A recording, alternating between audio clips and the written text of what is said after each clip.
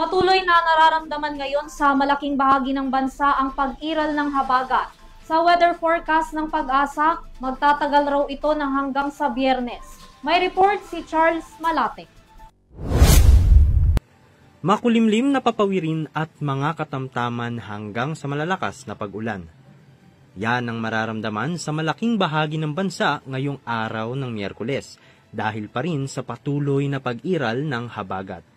Ayon sa Philippine Atmospheric, Geophysical and Astronomical Services Administration o Pag-asa, apektado pa rin ng habagat ang mga lugar, partikular na sa Northern Luzon, Central Luzon, Mimaropa at ilan pang bahagi ng bansa.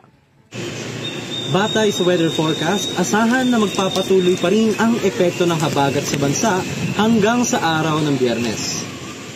Samantala, panibagong sama ng panahon ang binabantayan ngayon ng Pag-asa sa labas ng Philippine Area of Responsibility.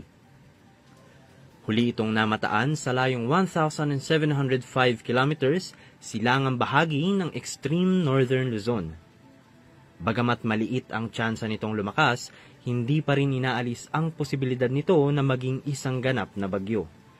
Kaya naman inaabisuhan ng lahat na panatilihin ng pagiging updated sa ulat panahon upang maging handa sa oras ng sakuna.